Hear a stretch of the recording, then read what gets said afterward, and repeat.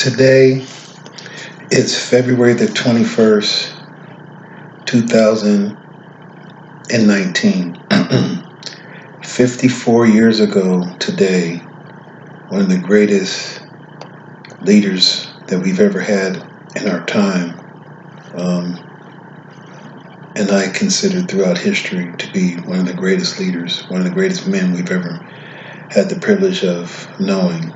This man was El Hajj Malik El Shabazz, also known as Malcolm X. And because we're in Black History Month at the same time, many people will talk about Malcolm X, this great man, and talk about maybe his legacy. But I just wanted to focus on a couple things. One, Malcolm was in the process of working with many African leaders at the time to create the United States of Africa, which would have prevented so many of the problems that we've had over the last 50 years. He was assassinated, and I say assassinated because there's a difference between murder and assassination. Murder, somebody can kill their brother or their wife, their father, whatever the situation may be. Two men can meet at a bar and one could kill the other. But assassination, it takes payroll, it takes planning, it takes a thought. So when Malcolm was traveling to Hajj in 1964, and also when he was in Egypt and other parts of Africa, he was being followed. And towards the end of his life, he thought the Nation of Islam was trying to kill him, which they may have been because he defected from them, and he was their number one draw. They weren't coming to hear Elijah Poole, and I say Poole because I could never give him the name of the most honorable man that has ever lived, Prophet Muhammad sallallahu alaihi wasallam, peace be and blessings of Allah be upon him. But at any rate, he was working with many African leaders, and they were drafting up the Constitution and the bylaws. They were working on the United States of Africa. Well, the United States and Europe couldn't allow that because Africa is the richest continent on earth. So had they succeeded, you wouldn't have seen apartheid, you wouldn't have seen crack cocaine, you wouldn't have seen a lot of things because Malcolm was regarded as a head of state. He wasn't just a simple spokesman. He was revered everywhere he went. In fact, when he went to Mecca in 1964, with his limited knowledge of Islam, he wasn't a scholar, he wasn't a sheikh, but he was asked to speak on the Hajj. So he was recognized internationally as a champion of human rights. And there was a conference scheduled February 28th, 1965, a week before his assassination. This was called the Second Annual Bandung Conference. The Bandung Conference was a conference of all nations of the world, excluding the white nations. All the Arab nations, all the African nations, all the Asian nations, all the Latin American nations. And why would all these nations come together and exclude Europe?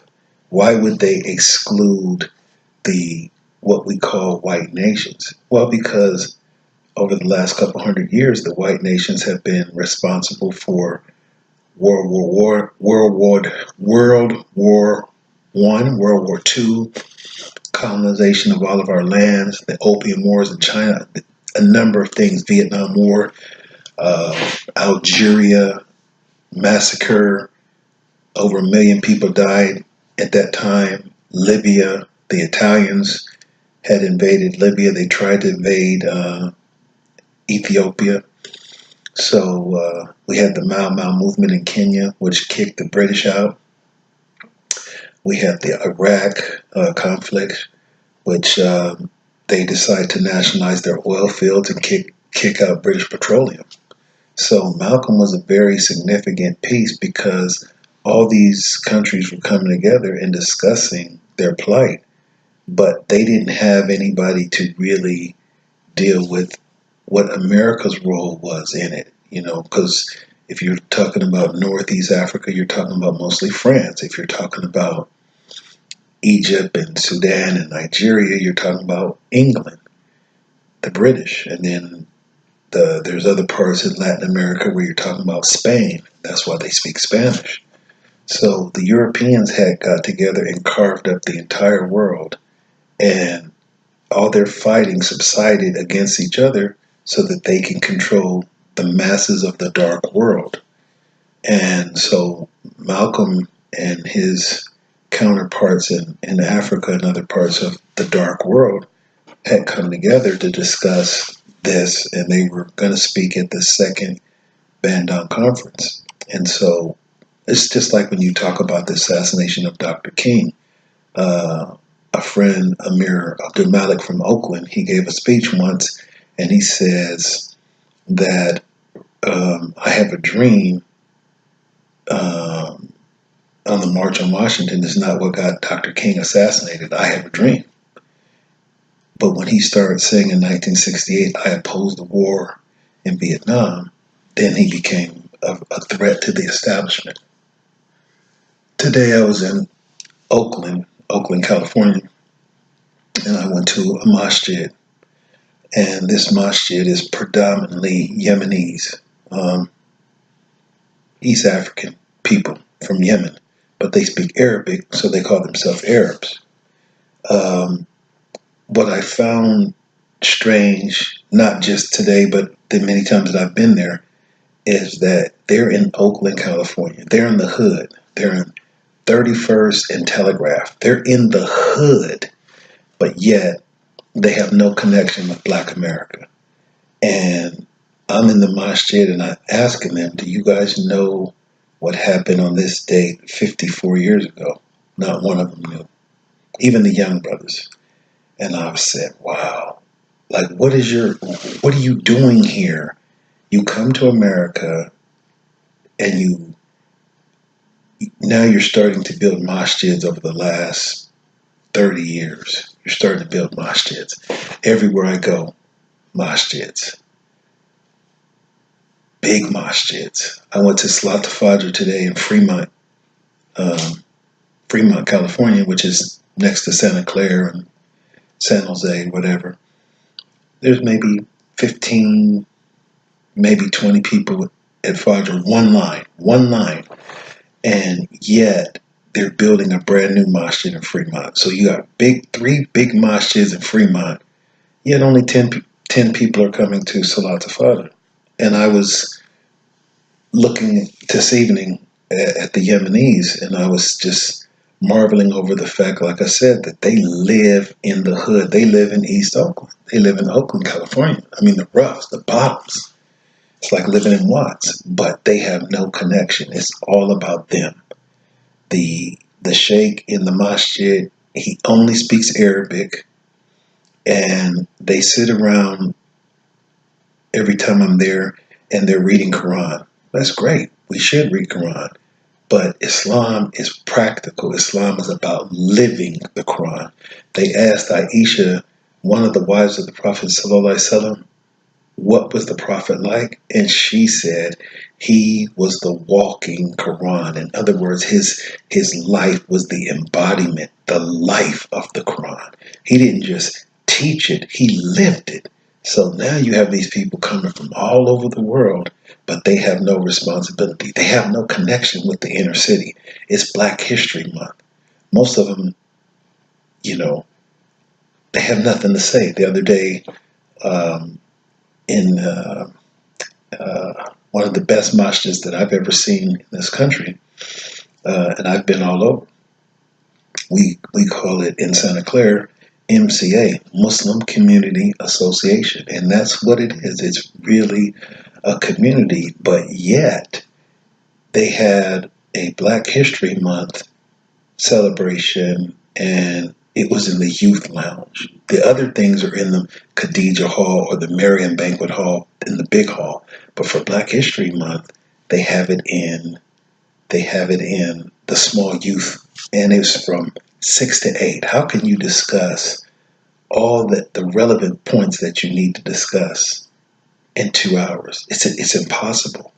The most intelligent thing to do is utilize the whole month and say every week we're going to choose a different subject, a topic in this month of Black History, and so we could utilize 4 different weeks, and then we could have questions and answers and ask the community, do you really know? Do you really understand the significance of what the people in this, the indigenous people, because we are indigenous to this land, not only from before the slave trade, but because we've been here for so long, then, I mean, we're more indigenous than the Europeans. But at any rate, um, it's important for communities to discuss Black history. Black history is American history, and it's also world history. So Black history is not just something for African Americans to deal with about slavery, because basically Black history is the history of slavery. But one of the sheikhs gave a khutbah last Friday, and he was mentioning something very significant, that when people are faced with oppression, that sometimes that oppression takes them to different heights. It makes them a very strong, successful people and gives them something. And it would never be a cause for somebody to say, well, if it wasn't for slavery, we wouldn't be who we are, and thank the slave owners and the Europeans that oppressed us for slavery. No, that's not the point. But the point is that Islam teaches that after difficulty comes ease. And so, once again, dealing with the assassination of Malcolm, most of these Muslims that have come to the United States that never would have even uttered the word of Islam or say Muslim, because they came here not for that purpose. They came here to make money. They came here because Europe had oppressed their lands and they couldn't speak, they couldn't do anything, they couldn't make a decent living, so they came to the United States. They didn't go to Turkey, they didn't go to Indonesia, they didn't go to Malaysia. There was other choices that they could have made, but they came to the United States. And why does that hurt me? Because these individuals came to the United States at the time of the Civil Rights Movement, and they saw what was going on with Black America, and they said nothing and did nothing. The same thing in South Africa with apartheid. You got a number of Muslims that live in South Africa. They never addressed apartheid. It was like they took this as an opportunity. They're smashing the blacks, they're oppressing the blacks. So let's sneak over here and do what we have to do, and we're okay. But we have some beautiful sayings, and there's a saying that one scholar gave a khutbah one Friday, and he said that there was dealing with how a form of oppression affects the next person, and it's like what Dr. Martin Luther King said. He said, injustice anywhere in the world, injustice is a threat to justice everywhere in the world. And so this story goes like this. There's 3 bulls, a white bull, a black bull, and a brown bull. So the lion comes up, and the lion is hungry. So the lion says to the brown bull and the black bull, let me eat this white bull, and the 3 of us can live in peace. So the black bull and the brown bull looked at each other.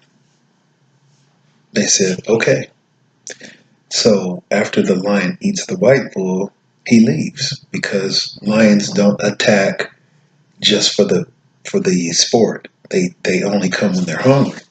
So the lion comes back when he was hungry, and he says to the brown bull, look, we have the same skin, we have the same complexion. We should be one. Let me eat the black bull, and then the 2 of us will live in peace. Once again, he goes for it. So He's hungry a week, 2 weeks later, ever how long his cycle takes for him to get hungry. And he comes back. And when he comes up, the brown bull says, I was eaten when I allowed you to eat the white bull. And this is the subject of oppression. Yes, they might enslave us for 400 years.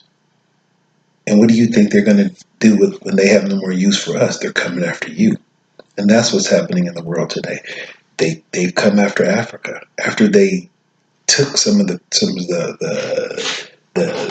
African people and spread us all over the world, in Brazil and Haiti and Jamaica and Panama and Colombia and Mexico and Venezuela, Nicaragua, you name it, Puerto Rico, all over the world. Africans were imported as slaves all over the world. So when Malcolm Rahmatullah was alive, he was dealing with Fidel Castro. He was dealing with Che Guevara. He was dealing with Algeria. He was dealing with Indonesia. He was dealing with Tunisia, Tanzania.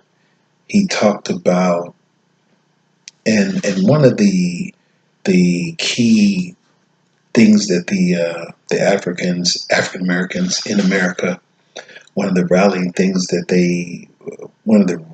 points or rallying books that they had was a man by the name of Frantz Fanon, The Wretched of the Earth, Black Skins, White Mask. So Malcolm was assassinated because he had begun to connect the dots. He didn't just look at the oppression of Africans in the United States. He looked at Kenya. He looked all over the world at colonization. And they were in the process of really doing something about it. So before he got a chance to do it, he was assassinated. Why does this mean so much to me? Well, when he was assassinated, I was 11 days old. I was born February 10th, 1965. He was assassinated February 21st, 1965. I grew up, I didn't know anything about Malcolm. I always heard about Martin Luther King and Rosa Parks. When I read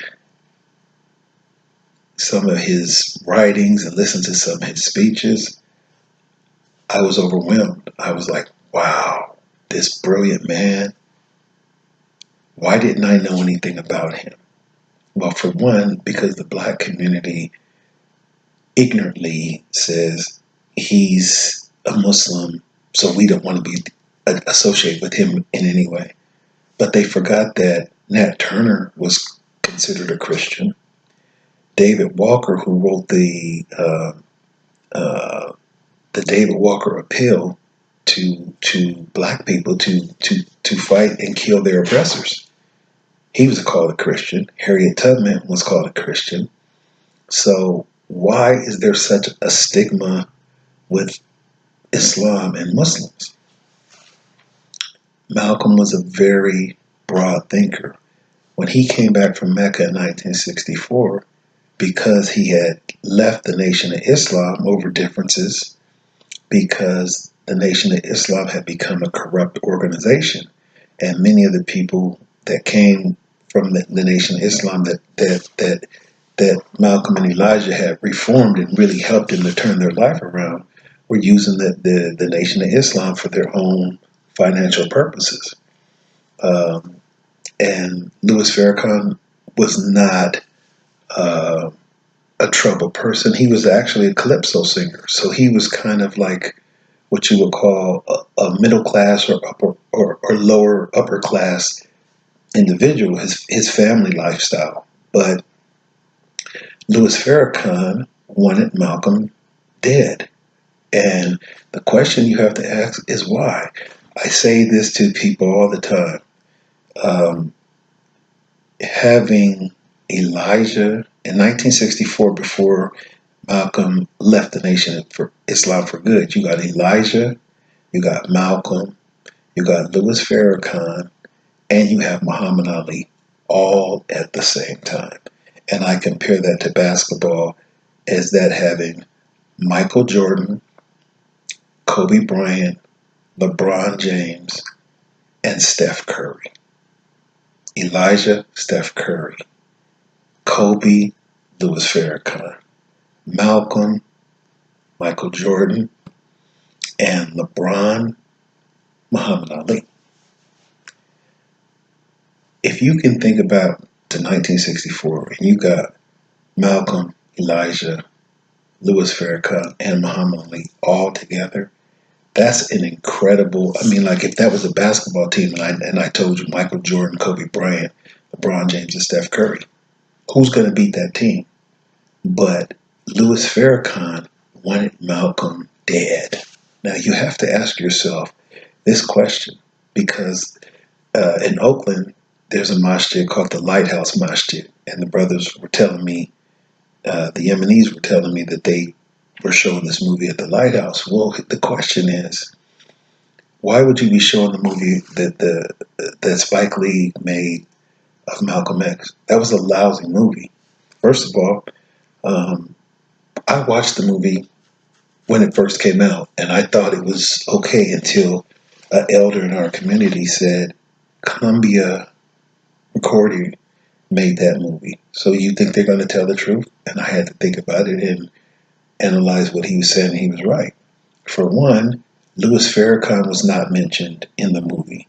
John F. Kennedy was not mentioned in the movie. J. Edgar Hoover was not mentioned in the movie. Dr. Martin Luther King was not mentioned in the movie. The movie was glorifying his days as Detroit Red and his Lindy Hopping and his hustling.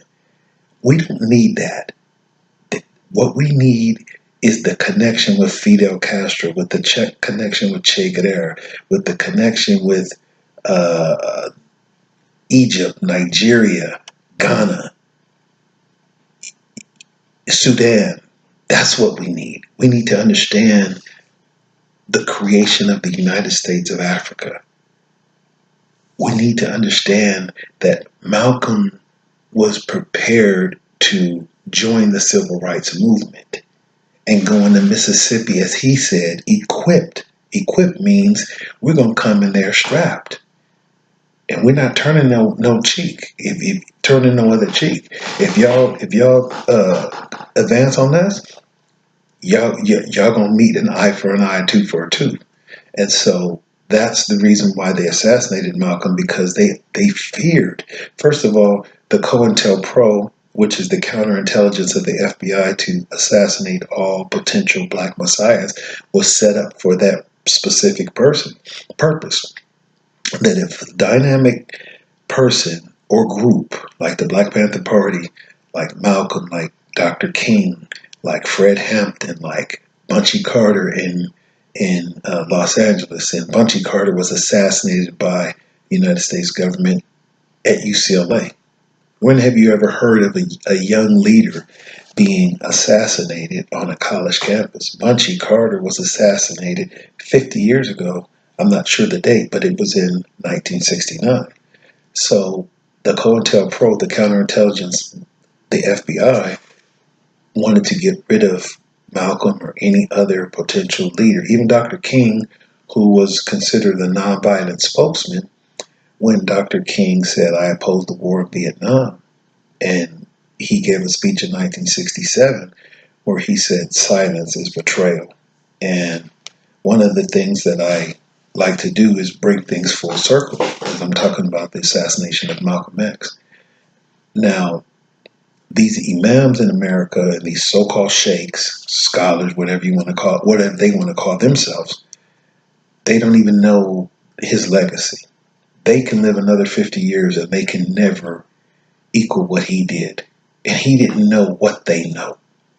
These people know Islam from the beginning to the end. They know the Quran, they know the seerah of the Prophet, they know his history, they know about how many wars he fought, they know how many wives he was married to, they know about how many battles, they know how he got his teeth knocked out in a battle, they know how his life was threatened as assassination. They know, but they don't have the sincere application. Here in Oakland, California, they have nothing. And it's the same thing in Los Angeles, and I'm sure in Detroit, Philadelphia, and Chicago, and all over the country. The assassination of Malcolm, 54 years later, we still, coming from the Muslim community, we still get no rapport, no response that they understand the significance. Because as I told them today, if Malcolm was alive, he would be very disappointed in what he sees from these brothers that have come across the water. I'm not saying there's not some good brothers. There's some very good brothers that I had the pleasure of interacting with and meeting, and really, really just took care of me and helped me in the best way that they can. But the masjids are operating in the same way the Muslim countries are operating. The average Muslim has no say-so. I come in the masjid. I'm a bit of a historian, and I have nothing to say. Pray and go home. They don't say that, but that's their mentality. And you have people on the board who, we have our scholars inside the masjid, but they have nothing to say. They lead the prayer and they give a little 5-minute talk and they go home. And so we're not learning. And that's why I said earlier what I said to them, that if Malcolm was alive today, he would be disappointed. And the majority of us would never come to these masjids because you're not saying anything. He was talking real talk. So we would have been preparing ourselves for the fight, because the Muslim community today is playing checkers, and these oppressors are playing chess. They're coming into our land, they're paying us off, so that, and one of the brothers today in the masjid said that there's 6,000 imams in prison in countries like Saudi Arabia, probably in surrounding neighboring countries, and so they were saying that some of the Jews were saying that they were asking the question, like, how does that happen? How do you guys allow that? And me and some of the brothers were speaking today about what Allah says in the Quran about we get the leaders whom we deserve. So the leaders in Saudi Arabia, the leaders in Sudan, the leaders in Pakistan, the leaders in Yemen, the leaders in Libya, the leaders in Tunis, the leaders in Palestine, the leaders all over the world, especially when I'm addressing the Muslim community, we get the leaders that we deserve. Why? Because you have 10 people coming to Fajr. Because you have 20 people coming to Fajr. Because you have 50 people coming to Fajr. But how many people will be at Juma? Because this is Thursday night. It's not quite midnight. It's 11 something. So in a couple hours, we'll be at Juma. In many countries around the world, they're having Juma right now. But I was at Isha tonight. We have the masjid, had a nice number, maybe 100 people at Isha. At Fajr, I don't know, but the masjid I went to in Fremont this morning had about 15 to 20 people. But at Juma, how many people will be there? 1,000, 500. It'd be a big number. And until the Muslim community can get off their lazy behinds and start coming to Fajr like they come to Juma, we will always be subjugated. And the same thing with the African American community. Until we begin to read, until we begin to articulate, until we begin to analyze the notes. Oliver Stone did a movie called JFK. In this movie, he broke down who could have assassinated the president. And in the movie, he showed where it's impossible for Lee Harvey Oswald to assassinate the president of the United States. Impossible. With a single shot rifle in the 5th story depository of a building. Literally impossible. I brought up JFK because when Spike Lee made the movie Malcolm X, he never mentioned JFK. Malcolm spoke against John F. Kennedy all the time, and Robert F. Kennedy. And these people were very revered in the black community. They were Catholic, they were Irish, but they never did anything for black people other than just pay lip service. And Malcolm called them on it. Dr. King, he didn't because for whatever reason, but Malcolm would call them on it. So the reason why I'm addressing this video is because 54 years today was the assassination of Malcolm X. And until the black community and the Muslim community understands who this man was and understands that we owe it to ourselves. We owe it to ourselves to at least study and see where we can grow from the experience of having him here. If we don't get anything out of it, shame on us. That they can assassinate our leaders, but tomorrow night in MCA, which is in Santa Clara, one of the largest Muslim communities I've seen, they're having a lecture on Malcolm, the formative years after Hajj. And it's going to be from 7 p.m. to, I think, 10 p.m. or 11 p.m. at the masjid. And they're going to charge $25. Black History Month, which is more important than one single person. I love Malcolm, but Malcolm is not bigger than the history of the United States and what we've suffered.